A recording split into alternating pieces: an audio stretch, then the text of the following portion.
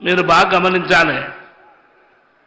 40 సంవత్సరాల నుండి రాజకీయాల్లో అన్ని ప్రాంతాలు తిరుగుతూ బీసీల యొక్క గొంతుకగా 93 బీసీ కులాలను పెట్టి అదేవిధంగా ఎస్సీ ఎస్టీ బీసీ మైనార్టీతో కూడుకున్నటువంటి సమాజాన్ని గొంతెత్తి చాటినటువంటి సందర్భం మీ అందరి మరవంది కాదు.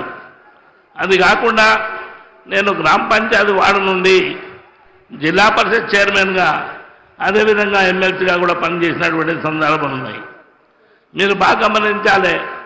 బీసీల యొక్క 93 బీసీ కులాలు, దాంతోపాటు ఎస్సీ ఎస్టీ మైనార్టీలతో కూడుకున్నటువంటి సమాజం 93 బీసీ కులాలను ఏకతాటిగా తేవడానికి ఏ జిల్లాలో కూడా ఆ రోజు ఉమ్మడి రాష్ట్రంలో ఏ జిల్లాలో కూడా 93 కులాలు ఉన్నాయి. ఒక జిల్లాలో 15 ఉంటే 16 ఉంటాయి. అత్యధిక శాతం ఉన్నటువంటి కులాలు ఒంగోలు ప్రాంతంలో. వీళ్ళందరినీ ముడుపు చంద్రయ్య గార్డెన్లో ఒక దగ్గరకు తీసుకొచ్చి ఉదయం 7 నుంచి సాయంత్రం 7 గంటల వరకు ఈ యొక్క సుదీర్ఘ 93 కులాలతో మాట్లాడించినటువంటి ఆనాడు మరి కొండా లక్ష్మణ్ బాపూజీ గారి యొక్క ఆదేశాల అనుసారం అందరిని ఒక దాని మీద తీసుకొచ్చినటువంటి మాట మేము మరవద్దు మిత్రులారా. అదే కాకుండా మరి మీ అందరి దయ వల్ల మరి జిల్లా పరిషత్ చైర్మన్గా నాకు అవకాశం వచ్చింది 5 సంవత్సరాలు. 5 సంవత్సరాల లోపల ఎటు చూసినా ఎక్కడ చూసినా ప్రతి రూరల్ జిల్లా ఉంది మన దగ్గర, అర్బన్ ప్రాంతం ఉంది. రూరల్ అర్బన్ను ఒకే తాటికి తీసుకొచ్చి ఎక్కడ ఏ అవసరాలు ఉన్నాయి, ఏ గ్రామంలో ఏ అవసరాలు ఉన్నాయని మౌలిక సదుపాయాలను అన్నీ కూడగట్టుకొని మంచి చేసినటువంటి సందర్భం ఉంది. ఆ తర్వాత మరి ఉపాధ్యాయ లోకం అంటే గురువుల యొక్క సానుభూతి తప్పకుండా మన మీద ఉంది. నాకు ఎప్పుడైతే పెద్దలు చంద్రశేఖరరావు గారు మరి సబితా ఇంద్రారెడ్డి గారు ఎమ్మెల్యేల యొక్క ప్రోద్బలంతో నాకేదైతే అవకాశం ఇచ్చిండో, ఎట్లయితే అవకాశం ఇచ్చి నా పేరు బయటికి రాగానే ఉపాధ్యాయ లోకం అంతా కూడా తప్పకుండా జ్ఞానేశ్వరుడు నీకు ఆశీర్వదిస్తాం, తప్పకుండా నిన్ను గెలిపిస్తామని చెప్పినటువంటి మాట మరవలేను. ఎందుకంటే 20-25 సంవత్సరాల తర్వాత కూడా మనం చేసినటువంటి పనులను గెత్తి పెట్టుకొని వాళ్ళు నాకు సహకరించినటువంటి మాట.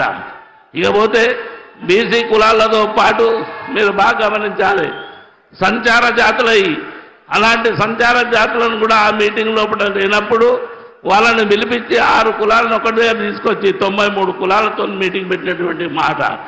సంచార జాతులే కాకుండా ప్రతి కులంతో నాకు అనుబంధం ఉంది. 93 కులాల బ్యానర్లు కట్టినట్టు ఏకైక వ్యక్తి కాసాని జ్ఞానేశ్వర ఆ రోజు.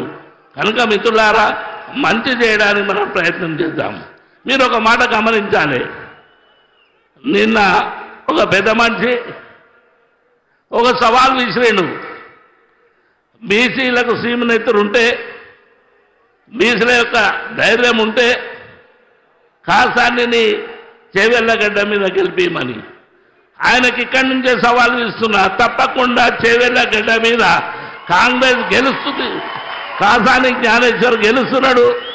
మరి ఈ గడ్డ నుండే మరి పెద్దలు చంద్రశేఖరరావు గారికి మొట్టమొదటి సీటు చేవెళ్ళ పార్లమెంటు సీటు ఆయనకు బహుమతిగా ఇవ్వబోతున్నామని మీ అందరితో మనవి చేస్తున్నాను. మిత్రులారా, ఊహించని రీతిలో ప్రతి మారుమూల గ్రామం నుండి వచ్చినటువంటి బీద బడుగు వర్గాలందరినీ కలిసి కట్టుకొని చప్పడిన వర్గాలతోని రేపటి నుంచి కార్యాచరణ ఉంటుంది. కనుక తప్పకుండా చేవెళ్ళగడ్డ మరి కేసీఆర్కు అడ్డగా మార్చి బీఆర్ఎస్ పార్టీని జెండా ఎగరేసే ప్రాంతం ఇది. తప్పకుండా మరొక మాట మీకు చెప్పాలి. ఇక్కడ సవితా ఇంద్రారెడ్డి గారు పెద్దలు ఎమ్మెల్యేస్ ఓడిన వాళ్ళందరూ కూడా పెద్ద ఎత్తున మీరు బాగా గమనించాలి. వాళ్ళ యొక్క ఆశీర్వాదం. నేను 1% తిరిగితే 99% రాత్రి మగదనకుండా వాళ్ళు తిరుగుతున్నారు. వాళ్ళ యొక్కది ఆశలను ఎప్పుడు అడియాసలు చేయను. నేను ఎక్కడున్నా లాయల్గా ఉన్నా వాళ్ళెంబడి కూడా లాయల్గా ఉంటారని మనవి చేస్తూ ఈ యొక్క కార్యక్రమానికి చేసిన మీ అందరి పేరు పేరున నమస్కారం పెడుతూ సెలవు తీసుకున్నాను. Thank you. జై తెలంగాణ, జై కేసీ.